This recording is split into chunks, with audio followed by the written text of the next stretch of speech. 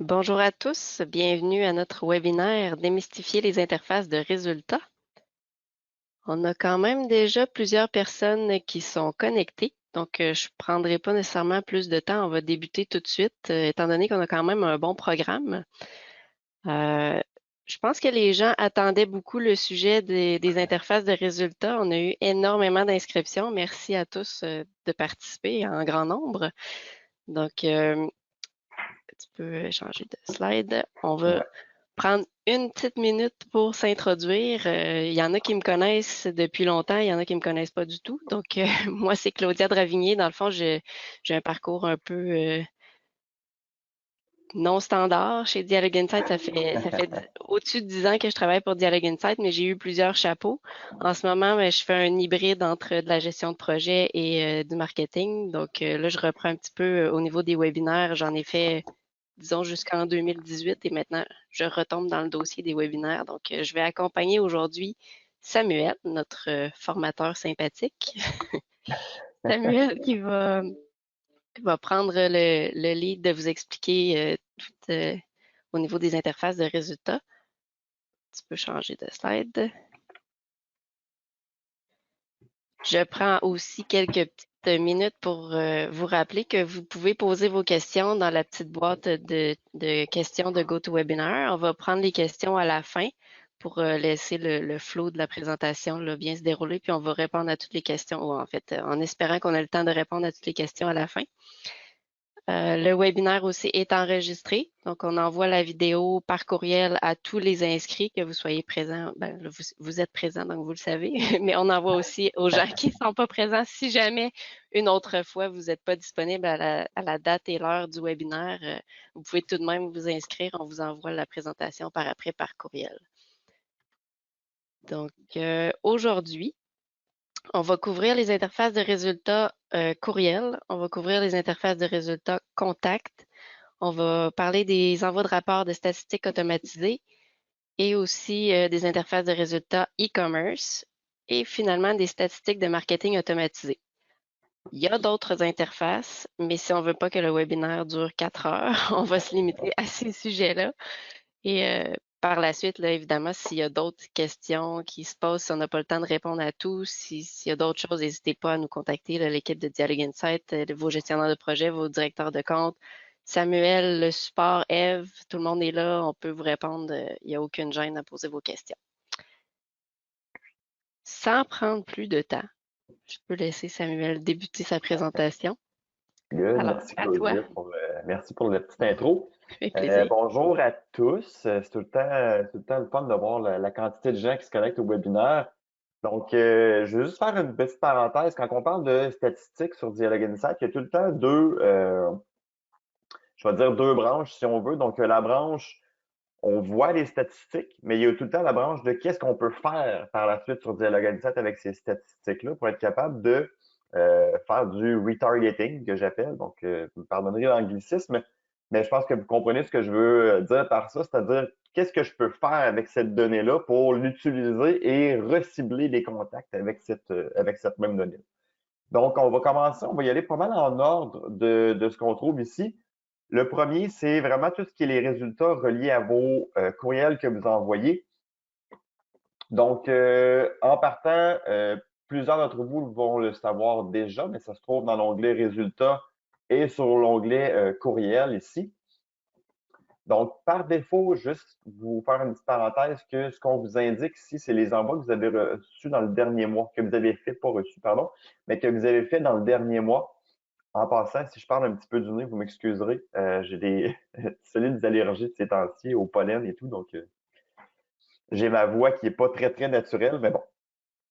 Donc, comme je disais, ici, on donne le dernier mois des messages que vous avez envoyés. Donc, on a les résultats ici dans le bas. Petite parenthèse aussi, si jamais vous faites des envois par un scénario automatisé, donc des envois de marketing auto, il va falloir cocher cette case-là ici, donc inclure les envois automatisés pour que vous puissiez obtenir les résultats des messages qui feraient partie d'un scénario automatisé, par exemple. Euh, J'attire votre attention aussi sur la différence entre un envoi et un message au niveau des statistiques, c'est-à-dire que un même message, ici, peut avoir été envoyé plus d'une seule fois. Donc, si jamais un même message a été envoyé, par exemple, 3 fois à 3 dates différentes, ben dans Envoi, vous allez avoir de répertorier ces 3 envois-là différents, alors que dans Envoi, vous allez avoir le cumulatif de tous les envois que ce message-là a fait, donc les trois envois cumulés, par exemple. Sinon, ben, ici, on obtient tout le temps la date à laquelle le message a été envoyé, le nom, à quel groupe est-ce que c'est envoyé. Vous avez une espèce de sommaire de ce qui se présente ici. Gardez en tête que vous pouvez tout le temps, quand vous choisissez un message, faire un double-clic sur un message directement pour obtenir les statistiques détaillées de ce message-là particulièrement.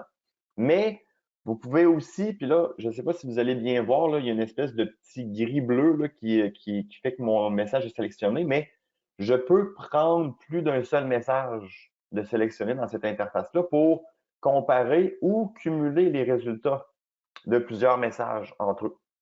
Donc, c'est possible, selon ce que vous voulez obtenir, de cumuler, comparer ou simplement consulter.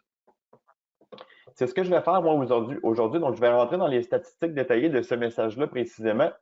On va faire un double-clic simplement pour entrer dans l'interface.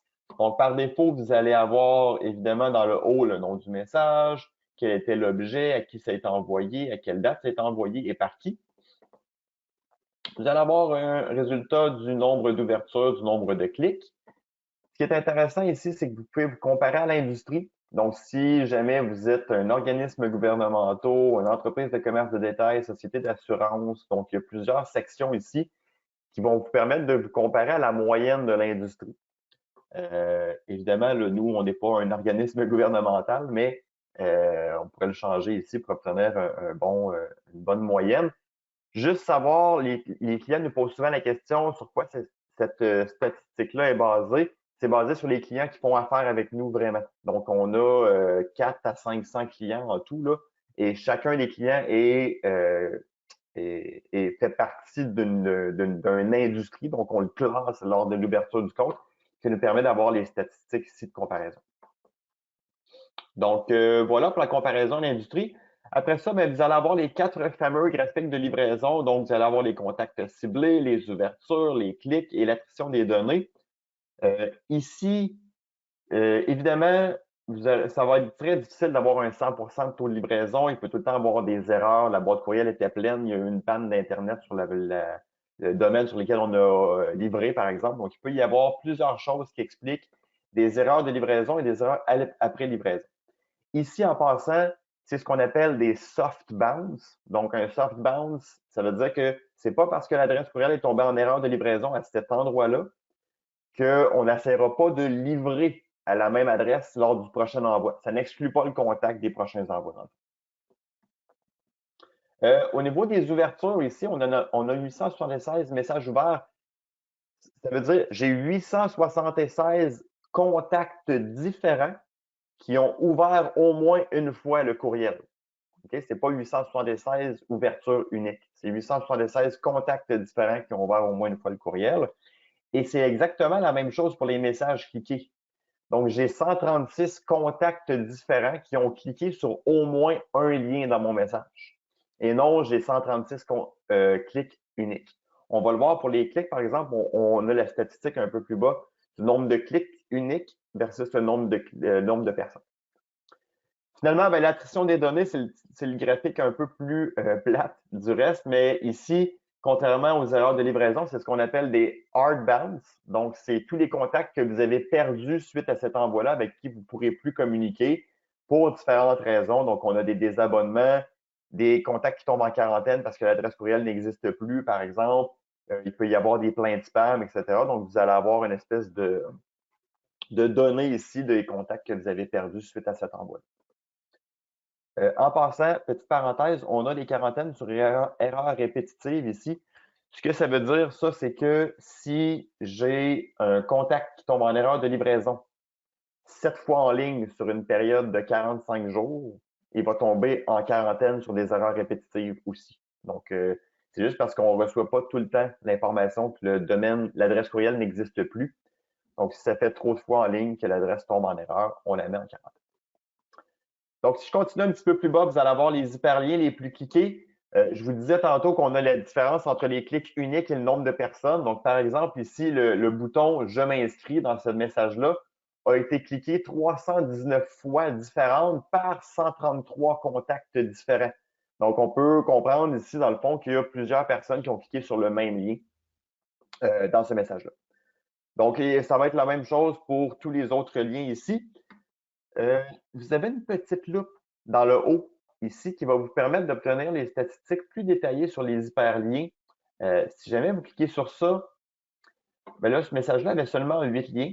Dans le cas où votre infolettre aurait eu plus de 10 liens, par exemple, il aurait fallu cliquer sur la petite loupe pour être capable de voir le 11e, le 12e et le 13e, etc. des liens que vous avez. Et ici, c'est toujours possible, si jamais le nom du lien ne vous dit pas grand-chose, de pouvoir afficher plutôt l'URL plutôt que le nom du lien. Donc, si je viens afficher l'URL ici, la page va s'actualiser. On m'affiche simplement l'URL du lien dans mon message, dépendamment de ce qui vous fait le plus de sens au niveau de vos statistiques. Donc, je vais retourner au sommaire de mon côté.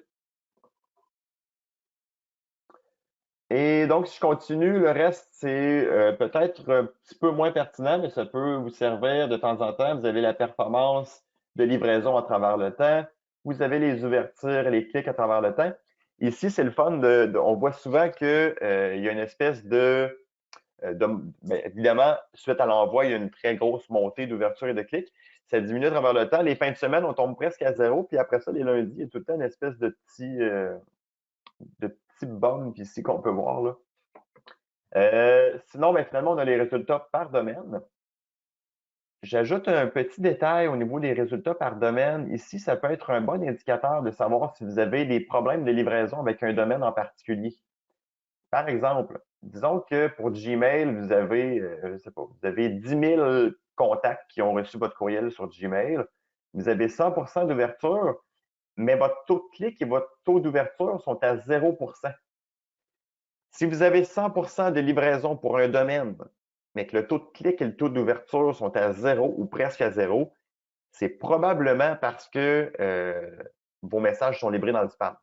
Donc, ça arrive très peu souvent, mais ça peut être un indicateur au niveau des résultats par domaine ici des erreurs de livraison, des problèmes de livraison que vous pourriez avoir avec un domaine en particulier, par exemple. On a les résultats par type d'appareil aussi, donc téléphone intelligent, tablette, ordinateur, etc.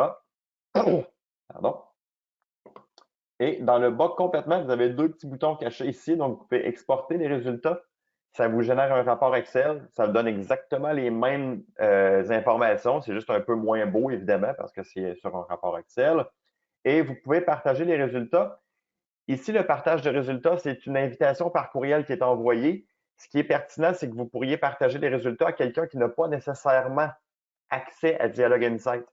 Et ça va lui donner exactement le même visuel que vous voyez là, sans les menus de gauche et de droite. Donc, il n'y a pas de navigation possible. Ça fait juste recréer cette page-là pour la partager à quelqu'un qui n'aurait pas accès à l'application, par exemple. Donc, ça, c'est pour les statistiques de vos messages. Je vais vous montrer simplement une autre interface qui est peu connue. En fait, deux éléments supplémentaires qui sont peu connus la plupart d'entre vous. Le premier, c'est au niveau, quand vous allez dans le haut ici, vous avez une fenêtre qui s'appelle Impact. Sur cette fenêtre-là, ça va vous donner ce qu'on appelle, nous, un heat map. Donc, c'est une zone de chaleur des sections de votre message qui sont les plus cliquées versus les moins cliquées avec des ronds rouges. Donc, vous allez obtenir quelque chose de ce genre-là ici. Et donc, plus le rond rouge est gros dans votre map de chaleur, donc plus là, il y a de nombre de personnes qui vont avoir cliqué sur ce lien-là. Ce qui est intéressant ici au niveau de cette interface-là, c'est que si jamais il y a de la personnalisation dans vos messages, il y a des conditions d'affichage aussi, par exemple, qui fait qu'il y a un certain bloc de votre message qui s'affiche juste à un type de clientèle de votre côté ou un type de contact, bien, vous pouvez voir les différentes variantes. Donc, ici, par exemple, on avait 3 variantes différentes du même message selon la personnalisation qui s'y trouvait. Et je pourrais me promener d'une variante à l'autre pour obtenir les statistiques visuelles comme ça, d'une zone de chaleur, selon les différentes variantes de personnalisation que j'aurais fait dans mon message. Donc ça, c'est une interface qui est peu connue. Donc, il faut juste se diriger dans le haut et aller sur, je vais juste revenir, quand vous êtes sur le sommaire, simplement aller dans le haut, vous dirigez sur Impact et vous allez pouvoir voir cette fenêtre-là. Finalement, le dernier élément que je veux vous montrer, c'est qu'il est possible, dans les 4 graphiques ici, d'ajouter c'est déjà des graphiques, mais on peut ajouter des graphiques secondaires, c'est-à-dire parmi mes messages ouverts, par exemple, parmi mes 867 contacts différents qui ont ouvert le message, combien sont des hommes, combien sont des femmes, combien sont des gens de la ville de Montréal, de la ville de Québec. Donc, toute l'information que vous avez dans votre base de données à propos de vos contacts, vous pouvez l'utiliser pour faire des graphiques personnalisés à l'intérieur des statistiques de messages. Donc, si je clique, par exemple, sur le 876 messages ouverts, je vais obtenir ce graphique-là. Et voyez-vous, je peux le classer, par exemple, par genre. Donc là, évidemment, dans notre compte, nous, on n'a pas vraiment le genre des contacts, donc la majorité des gens n'ont aucune valeur. Mais on pourrait s'ajouter un graphique supplémentaire ici et choisir de segmenter les ouvertures par fonction, par ville, par langue, par pays, par entreprise, etc. Et on obtiendrait un graphique comme ça de, par exemple, pour tous ceux pour qui j'ai pas l'information, j'ai 824 ouvertures et 2596 non ouverts. Au niveau des femmes, j'ai 62 non ouverts versus 26 ouverts, etc. pour les hommes. Donc ça, c'est pour le genre. Évidemment, il pourrait y avoir toutes sortes d'autres informations sur d'autres données que vous avez à propos de vos contacts, autres que le genre. Mais c'est une autre chose que la majorité des contacts ne savent pas. Et même, vous pourriez exporter ce graphique-là de votre côté si jamais vous voulez l'avoir en rapport Excel par la suite. Je reviens en arrière. Donc, sinon, ça fait le cas. En passant, je l'ai fait pour les ouvertures, mais j'aurais pu faire la même chose pour la performance de livraison, la distribution des clics, d'ajouter des graphiques personnalisés. Ça peut être fait à partir de là. Donc, voilà pour les résultats de messages. J'espère que ça vous donne quelques cues supplémentaires que vous saviez par rapport à ce que vous utilisiez déjà ou pas. Donc, sinon, je vais me diriger vers le deuxième qui était les imports de les statistiques de contact. Ce qu'on veut dire par statistique de contact, en réalité, c'est quel est l'état de votre base de données actuellement? Quelle est l'évolution de vos contacts? C'est quoi les sources d'abonnement? C'est quoi les sources de désabonnement à travers le temps? Donc, probablement que de votre côté, peut-être une fois par semaine, peut-être une fois par mois, peut-être 2 fois par mois. Donc, vous avez des imports de listes de contacts que vous faites sur vos comptes, ce qui fait que c'est pas fixe une base de données. Hein? Ça bouge tout le temps à travers le temps et ça devient difficile un petit peu finalement d'avoir un aperçu de c'est quoi l'état de ma base de données finalement en date du jour. Donc, si vous voulez obtenir ça, vous avez juste à vous déplacer encore dans les résultats ici. Un peu plus bas, vous allez avoir les résultats de contact. Donc, quel est le résultat de ma base de données actuellement? J'ai la fenêtre ici, là, les résultats sont déjà générés. Donc, vous allez avoir sur le total du nombre de contacts qui se trouvent dans ce projet-là, combien de contacts ont au moins un abonnement? Combien de contacts ont au moins un consentement implicite? Combien de contacts sont sans abonnement ni consentement implicite? Et combien sont non admissibles à recevoir des messages? Et là, je fais une petite parenthèse sur les 2 derniers parce que ça peut être un peu flou, là. Non admissibles à recevoir des messages, c'est tous les contacts qui seraient désabonnés, tous les contacts qui seraient en quarantaine parce que leur adresse courriel n'existe plus, par exemple, tous les contacts qui auraient fait une plainte spam aussi rentreraient dans les non admissibles. Évidemment, la majorité de ce qui se trouve en rouge ici va être vos désabonnés, donc ceux qui ne peuvent plus recevoir vos infos. Sans abonnement ni consentement implicite, c'est simplement qu'on n'a pas de statut d'abonnement pour ces contacts-là. Donc, ils ne sont ni abonnés, ni désabonnés. Ils n'ont pas de consentement implicite non plus, mais le contact existe dans la base de données quand même. Ces contacts-là, ça ne veut pas dire qu'ils ne peuvent rien recevoir. Donc, pour ceux qui connaissent un petit peu le centre de consentement, vous savez qu'on peut faire ce qu'on appelle des envois administratifs. Et des envois administratifs, c'est que le contact soit abonné ou non. Je vais lui envoyer le message. Si je veux lui envoyer une facture suite à un achat, par exemple, je fais un envoi one shot pour mettre à jour les profils, quoi que ce soit. Donc, on peut utiliser le mode administratif à ce moment-là et les gens en jaune qui n'ont pas d'abonnement recevraient le mode administratif ici. Ensuite, ben, les deux du haut font un peu plus de sens. Ceux qui ont au moins un consentement implicite, ceux qui ont au moins un abonnement explicite. Et vous pouvez cliquer en passant sur chacune des sections du graphique ici pour obtenir la liste des contacts. Et à chaque fois qu'on vous présente une liste, vous pouvez toujours faire un export de cette liste-là aussi de votre côté. Si je continue un petit peu plus bas, ben, vous allez avoir l'acquisition des contacts à travers le temps. Donc, combien de contacts ont été ajoutés sur notre compte ici, mois par mois. Les sources d'abonnement. Donc, quelle est la source principale d'abonnement? Ça peut être des imports. Donc, lorsqu'on importe des contacts par un fichier Excel, on peut abonner des contacts via ce fichier-là. On peut manuellement aller dans la fiche profil d'un contact et l'abonner si on veut. Processus ici, c'est tout ce qui est formulaire. Donc, si vous créez des formulaires sur Dialogue Insight et que ces formulaires-là sont présents sur votre site web, par exemple, sont présents à plusieurs endroits là, où est-ce que vous proposez l'abonnement à vos contacts, ça rentrerait dans ce qu'on appelle processus de notre côté. Lien opérationnel, faut savoir ce que c'est un lien opérationnel en partant. En fait, un lien opérationnel, c'est un lien qu'on peut générer à partir de Dialogue Insight et qui va apporter une modification dans la fiche profil du contact dès que cette personne-là clique sur le lien. Donc, dans le cas ici, ça pourrait être la modification et l'abonnement. Il y a beaucoup de clients en passant, puis là, je vous donne un espèce de truc si vous voulez l'utiliser. Si vous avez plus d'un seul abonnement, par exemple, vous faites des infolettes et vous faites des invitations, par exemple. Ben, dans vos infolettes, vous pourriez créer un lien opérationnel qui dit si vous désirez vous abonner aussi à nos invitations, cliquez sur le lien suivant.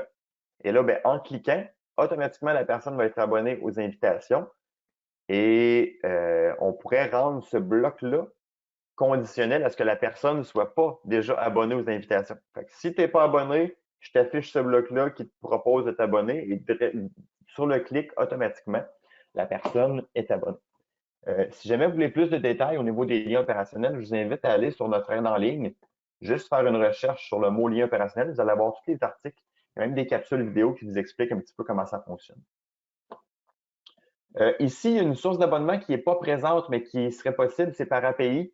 Donc, tous les gens qui font des API ou des services web, c'est possible d'abonner des contacts via API aussi. Je continue un petit peu plus bas. On a l'évolution de la liste de contacts à travers le temps. Donc, on peut voir qu'il y a un an, par exemple, on avait 13 486 contacts. Si on arrive en mai, ben on est maintenant à 15 876. Donc, évidemment, on préfère avoir une courbe qui monte que l'inverse. C'est le cas pour la plupart des clients habituellement. Donc, on peut voir une évolution ici au niveau de la liste de contacts. On avait les sources d'abonnement. On a aussi les sources de désabonnement ici. Donc, quelles sont les sources de désabonnement principales pour mes clients? Donc, manuel, ben, c'est exactement comme pour l'abonnement. Donc, on peut aller dans la fiche profil d'un contact et le désabonner de façon manuelle. Il peut passer par désabonnement, c'est-à-dire le formulaire de désabonnement qui se trouve dans le bas de chacune de vos infolettres. Rapport FBL. FBL veut dire Feedback Loop. Et la pastille est rouge ici pour la raison très simple que c'est ce qu'on considère comme étant une plainte spam de notre côté.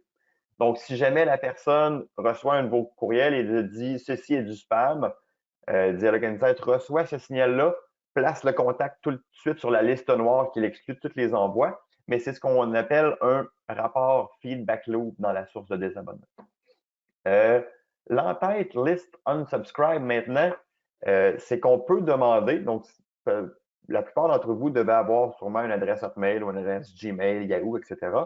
Et si vous recevez une adresse sur votre Gmail, par exemple, vous pouvez demander à Gmail de vous désabonner d'un message que vous avez reçu.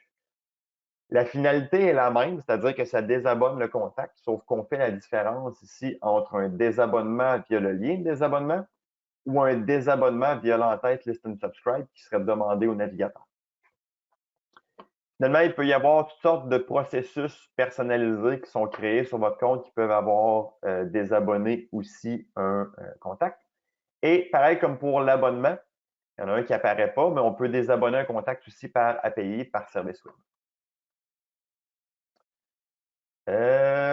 Vous allez avoir aussi à travers le temps l'engagement.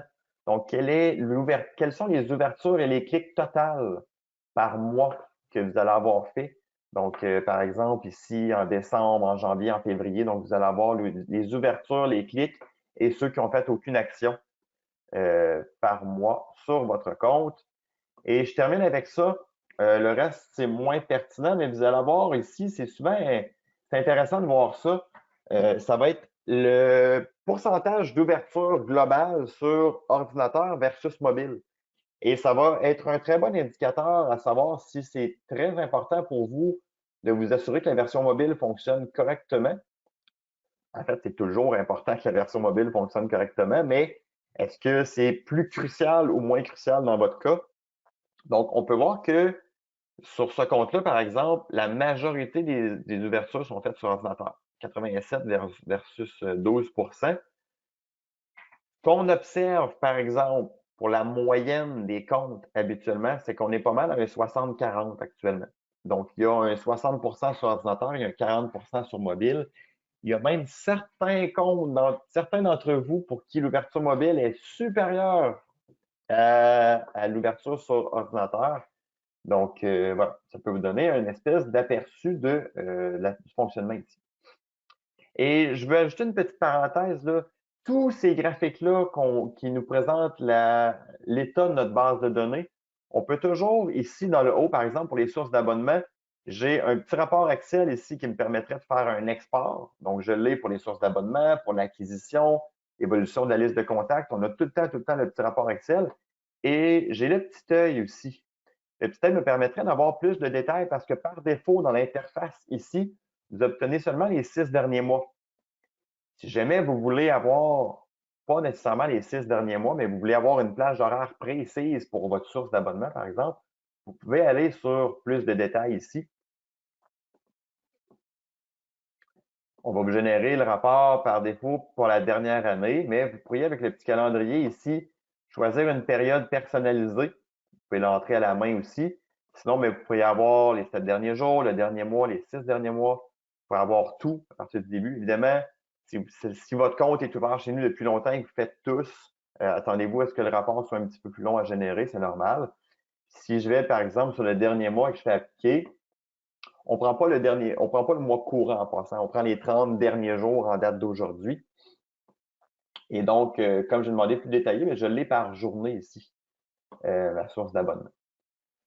On peut, exactement comme pour les messages, s'ajouter un graphique personnalisé. Donc, vous pourriez, par source d'abonnement, segmenter vos contacts, hommes, femmes, par ville, par titre, par fonction, etc., avec des fils personnalisés. Et vous pouvez même ajouter un filtre supplémentaire sur les abonnements ou les consentements implicites. Donc, si vous voulez avoir les données spécifiquement pour un abonnement, pour une date précise et que vous voulez ajouter des graphiques personnalisés ici, vous pourriez le faire à partir de cette interface-là. Donc, je l'ai montré pour les sources d'abonnement, mais comme je vous dis, c'est présent partout, ce petit œil-là ici qui va vous permettre de choisir votre plage horaire précise au lieu d'avoir simplement les 6 derniers mois. Donc, voilà pour les statistiques de contact. Encore une fois, j'espère que ça vous donne des bons inputs pour l'utilisation dans votre compte. Comme je dis, sans cette page-là, ça devient super difficile d'avoir un état de qui sont les contacts qui sont dans ma base de données. Et donc, on va pouvoir utiliser ça ici. Je continue. On a aussi maintenant les statistiques de rapport automatisé. En fait, je dis maintenant, mais ça a toujours été présent. C'est juste que le module de marketing automatisé a changé récemment. Donc, je vais juste emmener une page ici. Donc, c'est un scénario tout simple. Là. Il y en a qui, les scénarios peuvent être très, très complexes comme ils peuvent être très, très simples. Ici, de la façon que ça fonctionne, c'est un scénario qui envoie simplement un message en français et en anglais à tous les gens qui sont abonnés au blog, puis ça leur envoie le message dans la langue qui correspond. Ce qui est intéressant ici, et je vais zoomer pour que vous puissiez voir un peu mieux, c'est que vous allez avoir pour chacune des branches combien de contacts sont rentrés ici. Donc, depuis le tout début que ce scénario-là est ouvert, est activé, par exemple, j'ai 31 372 personnes qui sont rentrées dedans depuis le tout début. Sur le total, ben, j'en ai 6 231 qui l'ont reçu en anglais et 25 141 qui ont reçu en français.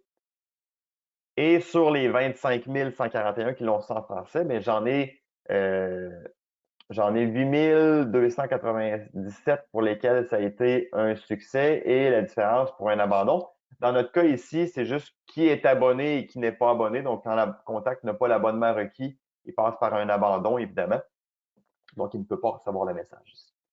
Donc, vous allez avoir ici, peu importe la complexité de votre scénario, un aperçu du nombre de branches, du nombre de contacts, en fait, qui vont passer dans chacune des branches de votre scénario. Vous avez certaines options ici qui est plus un sommaire, donc les ouvertures, les clics, les erreurs de livraison. Et évidemment, si vous voulez avoir des statistiques détaillées de ce message-là tout court, ben, c'est comme je vous disais tantôt, dans les résultats de courriel, je fais juste une petite parenthèse, je peux inclure les envois automatiques ici. Et donc, j'aurai les statistiques détaillées du message ou des messages que j'ai envoyés à l'intérieur de ma campagne de marketing automatisé. Donc, je vais juste revenir en arrière de mon côté. Voilà. Donc, petite parenthèse pour les scénarios de marketing automatisé, depuis la nouvelle version, on enregistre maintenant toutes les versions à partir de la première fois que le scénario a été activé. Ça veut dire que vous avez fait un scénario, vous l'avez activé, il y a des gens qui sont rentrés dedans, vous avez fait une modification, il y a des gens qui sont rentrés dedans suite à cette modification-là, c'est une deuxième version.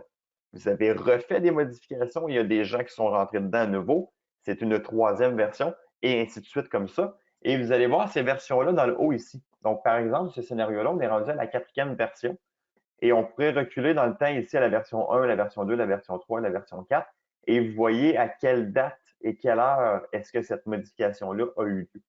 Dans notre cas, ça a été fait, là, 3 modifications ont été faites sur une période d'environ 2 jours.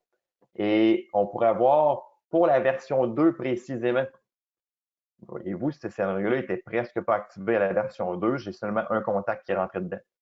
Si je tombe à ma version 3, j'en ai presque pas. Donc, probablement que pour ce scénario-là, ce qui a été fait, c'est qu'il y a eu des tests qui ont été faits pour les 3 premières versions.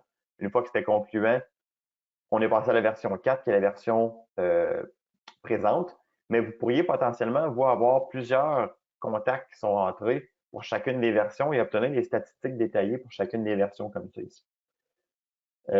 Si jamais vous voulez faire une modification sur un scénario en passant, il faut faire attention, c'est de ne pas... en fait, il faut désactiver le scénario avant d'être capable de faire une modification pour que ça fonctionne de votre côté.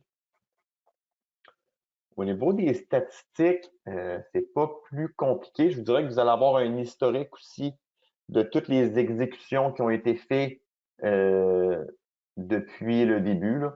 Donc, vous allez les avoir à partir d'ici. Donc, voilà pour les scénarios automatisés. En passant, là, j'ai pas l'œil sur le chat, mais je le répète, comme Claudia le disait tantôt, si jamais vous avez des questions sur tout ce qu'on a vu depuis le début, là, vous pouvez entrer vos questions dans le chat, on va y répondre à la fin de la rencontre. On peut, c'est vrai, on peut, un autre, je m'excuse, je regarde ma feuille des points à couvrir. Donc, on peut aussi planifier ce qu'on appelle des rapports automatisés. Donc, de votre côté, ça veut dire que si jamais vous voulez qu'une personne à l'interne, que ce soit un superviseur, quelqu'un qui s'occupe de la direction marketing, vous voulez lui envoyer des rapports automatisés, des envois qui ont été faits dans une période d'une semaine, 2 semaines, une journée, vous avez à l'intérieur des résultats ici, en bas complètement de ce menu-là, ce qu'on appelle des rapports automatisés. Donc, si je vais sur rapport automatisé ici, je peux m'ajouter des rapports pour les résultats de mes envois, donc les messages que j'envoie. Je peux aussi avoir les résultats de mes campagnes, donc mes marketing automatisés dans le fond que je fais. Et donc, si j'ajoute un rapport automatisé ici, je peux choisir pour quel type de communication est-ce que je veux choisir de générer ce rapport automatisé-là. Donc, par exemple, je pourrais dire, ben moi, je veux générer des rapports automatisés pour l'infolettre de Dialogue Insight. Je veux que ce rapport-là se génère à tous les 7 jours et je vais ajouter les destinataires suivants pour ce rapport-là. Ça veut dire qu'à tous les 7 jours, tous les destinataires que vous allez entrer ici vont recevoir un rapport détaillé de tous les envois qui ont été faits dans les 7 derniers jours, depuis le dernier rapport qui a été envoyé, dans le fond. Donc, si vous avez envoyé un message, 2 messages, 3 messages, cette personne-là va recevoir le nom du message, le pourcentage de clics, le pourcentage d'ouverture, les hyperliens les plus cliqués, vont voir un détail de chacun des messages ici qui a été envoyé.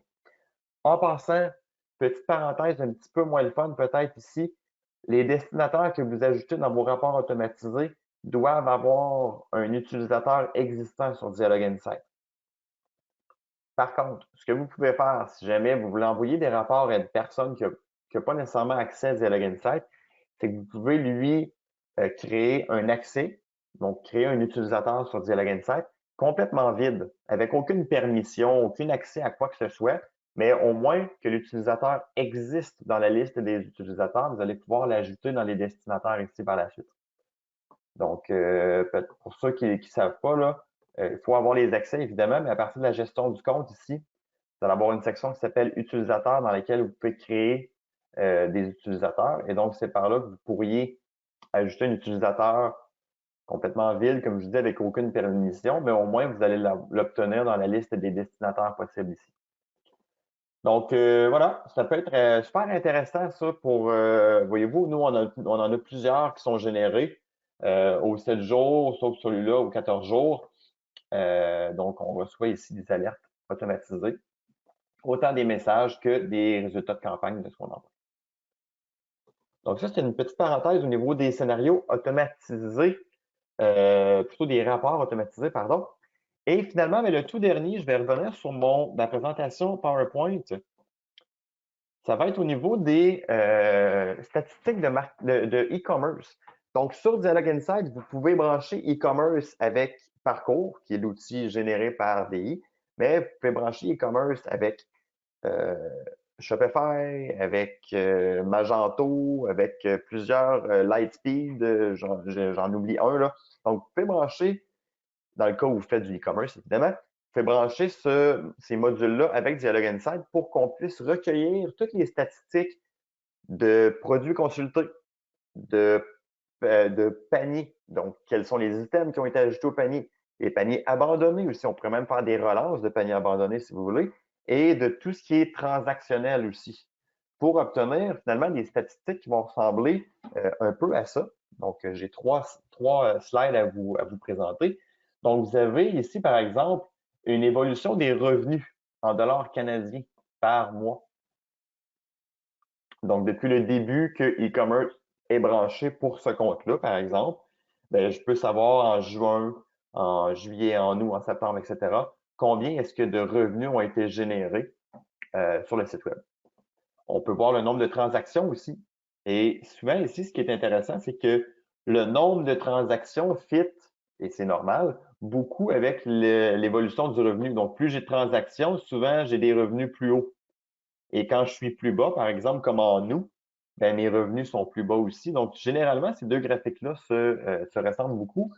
Là, moi, dans mon cas, c'est juste une capture d'écran, là, mais si vous passiez, dans le cas d'un vrai interface, vous pourriez simplement passer votre souris par-dessus chacune des barres vertes ici et vous allez obtenir le chiffre exact sur les revenus, sur le nombre de transactions et la valeur moyenne par transaction aussi, qui, elle, se ressemble quand même pas mal d'un mois à l'autre. Et sur chacune de ces barres vertes-là ici, vous pouvez même cliquer dessus pour obtenir, par exemple, dans l'évolution des revenus, qui sont les contacts qui ont fait des achats, qui sont les contacts qui ont fait des transactions, etc. Vous avez, dans ce même interface-là, là, je l'ai mis sur 3 slides différents pour qu'on le voit un petit peu plus gros, mais juste en bas de ces 3 graphiques de livraison-là, vous allez avoir aussi ce genre d'interface-là. Donc là, moi, j'ai mis un petit peu de flou là, pour cacher les informations. mais vous allez avoir des statistiques de produits par les meilleurs vendeurs, les produits qui sont qui génèrent le plus de revenus. Donc, par exemple, ce produit-là ici aurait généré 59 273 parce qu'il a été vendu 445 fois, etc. pour tous les autres produits. Et vous allez avoir aussi les meilleurs produits, non pas par revenu, mais par unité vendue. Donc, ça serait ici, par exemple, ce produit-là qui a été le plus vendu à 953 unités différentes pour un revenu total de 11 000 environ. Je vais revenir juste une fois en arrière aussi. Vous l'avez par catégorie de produits, donc les meilleurs revenus par catégorie de produits. Donc ici, par exemple, on n'avait pas généré de catégorie, donc ils sont tous dans aucune catégorie, là. Mais c'est juste pour vous indiquer qu'on pourrait aussi classer le e-commerce par catégorie de produits. Donc on pourrait l'avoir ici par catégorie et par unité vendue, donc par revenu par unité vendue, encore une fois. Donc, voilà pour les interfaces de statistiques, de résultats. Donc, on a vu tout ce qui est en résultats de courriel, résultats de contact, résultats de marketing automatisé, les rapports automatisés, le e-commerce. Et maintenant, je veux juste faire une petite parenthèse avant qu'on passe à la période de questions.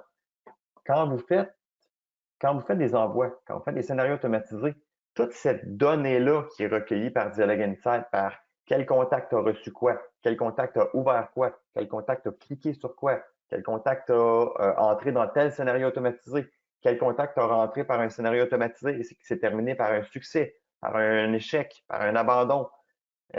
Donc, toute cette donnée-là, tout ce qui est e-commerce aussi, vous pouvez la réutiliser pour faire du retargeting de vos contacts.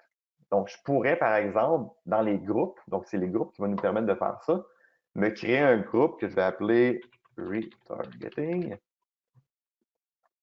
Et lorsque je me crée un groupe, je passe en édition avancée là, parce que ça me donne beaucoup plus de possibilités. Je vais pouvoir ajouter un critère ici. Et là, ben, selon ce qu'on va avoir d'activé, évidemment, ben, dans Message, je pourrais dire, et je vais juste vous montrer rapidement, mais je pourrais dire, je veux cibler tous les contacts pour qui j'ai livré un message. On peut filtrer par l'ouverture, mais qui n'ont pas ouvert.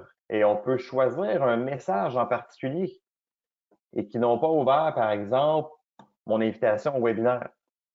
Donc, dans le cas où vous avez des invitations, vous voulez faire un rappel, vous voulez, peu importe, là, vous voulez cibler des contacts qui auraient reçu mais qui n'auraient pas ouvert un message pour leur réenvoyer un rappel, vous pourriez le faire comme ça. On pourrait même choisir une période précise, donc dans la dernière semaine ou entre deux dates. On peut faire la même chose, mais de façon plus précise avec les hyperliens. Donc, cible-moi tous les contacts qui ont reçu et qui ont ouvert ce message-là et qui ont, là, on va voir les liens ici, et qui ont cliqué sur ce lien-là, par exemple. Et dans le haut, on peut même inclure et on peut exclure des contacts. Donc, exclue-moi tous ceux qui ont reçu mais qui n'ont pas cliqué sur ce lien-là dans mon message, par exemple. Et donc, on peut recibler des contacts de cette façon-là ici. Même chose pour les scénarios de marketing automatisé. Je pourrais dire, cible-moi tous les gens qui sont rentrés dans ce scénario automatisé-là. Tous les gens qui ont fini par un succès, par un échec, par un abandon, par exemple. On pourrait préciser des dates précises aussi. Donc, quand vous créez des scénarios automatisés, vous pouvez recibler des contacts qui ont rentré dans un scénario et tout. Donc, ça veut dire ça que toutes les stats que vous cumulez à travers le temps, avec l'outil de groupe, vous pouvez recibler en utilisant ces statistiques-là pour réenvoyer des communications par la suite à vos contacts. Dans notre cas, on n'a pas vraiment de e-commerce, mais si jamais on avait eu e-commerce, j'aurais un onglet supplémentaire ici qui me permettrait de dire, ben, cible-moi tous les contacts qui ont acheté ce produit-là ou qui ont acheté un produit entre telle date et telle date. Cible-moi les contacts qui ont acheté pour un montant X dans le dernier mois, par exemple, etc., etc. Donc, on peut, même avec e-commerce, utiliser les groupes pour cibler des contacts.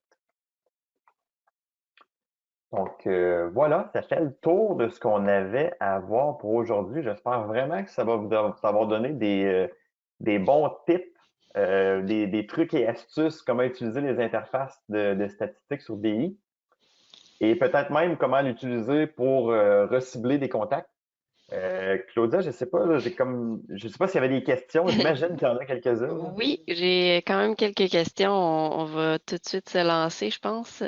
Ouais. Euh, Est-ce qu'on prévoit avoir un jour les résultats d'envoi automatisé unitaires? Par exemple, pour un marketing automatisé qui serait déclenché par un formulaire.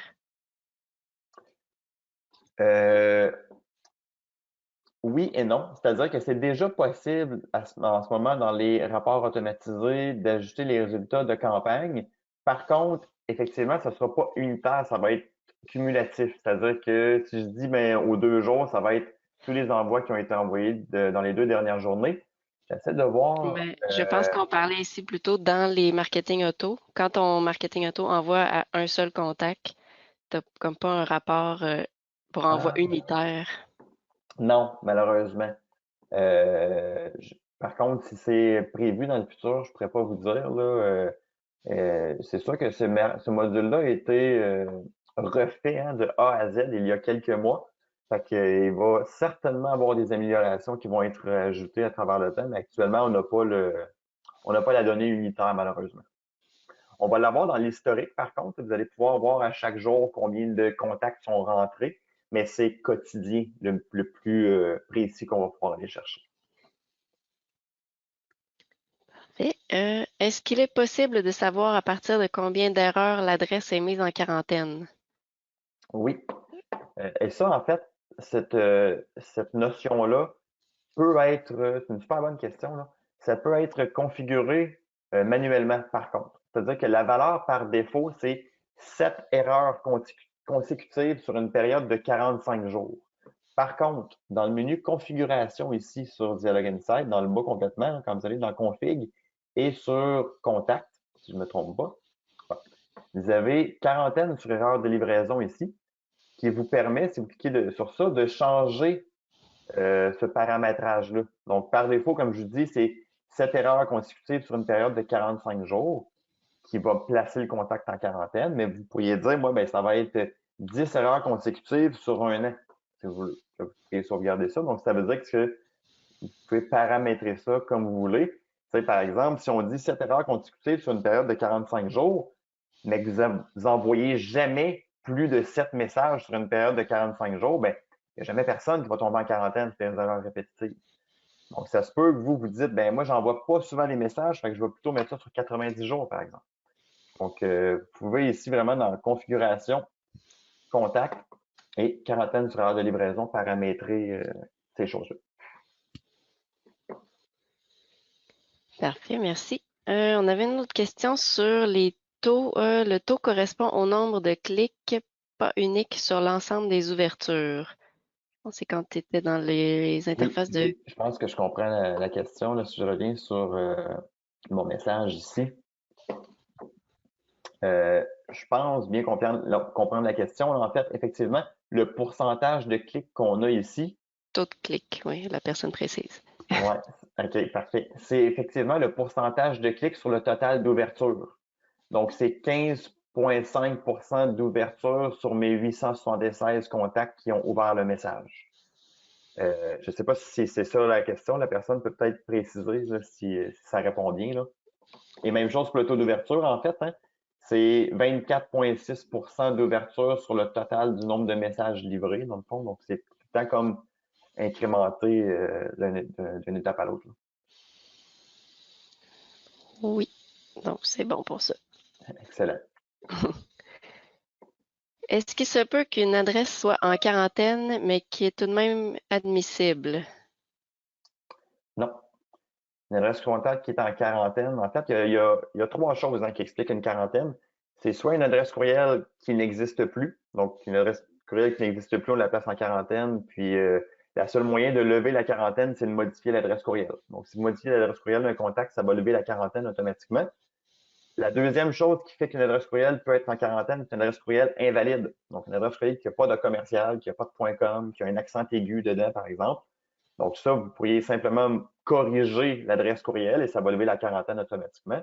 Et la troisième, ben, c'est sur des erreurs répétitives. Donc encore une fois, par défaut, 7 fois sur 45 jours, ça place l'adresse en quarantaine. Mais par défaut, l'adresse en quarantaine est exclue de tous les envois pour ces trois raisons-là. À moins qu'on vienne modifier l'adresse courriel de ce contact-là manuellement, là, ça va lever la quarantaine jusqu'à la prochaine fois où on va recevoir peut-être un autre signal que l'adresse courriel n'existe toujours plus. Merci. Prochaine question. Pour bien faire, devrait-on effacer tous les contacts qui sont non admissibles? Ouais, ça, c'est une question qu'on a souvent. La réponse à ça, c'est, je vais retourner dans l'interface de contact ici, là. Donc, probablement, cette section-là ici, là, en rouge, souvent, j'ai tendance à vous dire oui. C'est-à-dire que oui, vous pourriez les supprimer, mais il faut faire attention parce que tous les, tous les contacts, par exemple, ici, j'ai 4157 contacts qui sont non admissibles à recevoir un message. Si je supprime ces 4157 contacts-là, je supprime aussi toutes les statistiques qui sont reliées aux messages que ces contacts-là ont déjà reçus dans le passé. Donc, pourquoi je dis oui? C'est que oui, vous pourriez supprimer, mais souvent, ce que je conseille aux clients, c'est de se faire un groupe qui cible les contacts non admissibles qui n'ont rien reçu depuis plus de 6 mois ou depuis plus d'un an pour être sûr de supprimer les contacts qui sont non admissibles depuis très longtemps. Donc, si ça fait un an qu'ils sont non admissibles, probablement que les envois que vous avez faits il y a un an, même si vous supprimez les statistiques qui sont reliées, ça Euh, ne Par sera rapport pas. à la loi, par exemple, si je ne me trompe pas, c'est 3 ans qu'il faut conserver les statistiques pour les désabonnements, en tout cas. C'est... Ouais, à moins qu'on ne contacte plus cette personne-là du tout, là, mais effectivement, Mm. tu as raison sur ça. Mais il y a beaucoup de clients qui le font quand même, là, qui disent, ben écoute, moi, c'est juste de faire un mélange dans ma base de données. Là. Tous les contacts que je considère inactifs, là, qui rouvrent rien ou qui n'ont rien reçu depuis un an, je vais les enlever de ma base de données. Donc, ça peut se faire. C'est sûr que dans le meilleur des mondes, effectivement, c'est de conserver les données pendant 3 ans au cas où quelqu'un vous dise, ben, j'ai jamais demandé de recevoir vos courriels, tu sais, etc. J'ai été désabonné, quoi que ce soit. De toute façon, si une personne est non admissible, théoriquement, elle va être exclue de vos communications de toute façon. Parfait. L'autre question est longue. J'ai une question Euh, concernant le rapport automatisé. Les infos ouais. de clics et d'individus s'affichent pour chaque lien. Est-il possible dans le rapport de voir l'URL du lien au lieu de son nom? Non, malheureusement. C'est généré par défaut avec le nom plutôt que le lien. Il n'y a pas d'option pour modifier ça. J'avoue que ce serait une belle option à rajouter, par contre, qu'on puisse choisir ici une espèce de checkbox, là. Nom ou URL, peut-être, tout simplement. Mais présentement, quand on génère les rapports automatisés, c'est effectivement juste les noms. Mais j'en prends note. J'aime l'idée On soumettra ça aux personnes concernées. sur AA. Oui. Toujours dans les rapports par courriel, pour pouvoir ajouter un graphique, pas par, OK. Pour pouvoir ajouter un graphique personnalisé, que faut-il faire pour configurer un champ du projet? Si la note aucun autre graphique ne peut être ajouté, Ouais, puisqu'aucun champ du projet n'est configuré, apparaît. super bonne question ici. En fait, c'est vrai là, que quand vous allez dans vos graphiques de courriel ici, pardon, disons que vous voulez ajouter un graphique personnalisé dans les messages ouverts, si jamais vous voyez aucun autre graphique peut être ajouté ici, c'est parce que le champ que vous voulez ajouter n'a pas été autorisé pour être utilisé en tant que segmentation. Donc, pour ça, là, si vous voulez l'autoriser, il faut juste aller dans le petit engrenage dans le haut ici. Vous allez sur les champs du projet.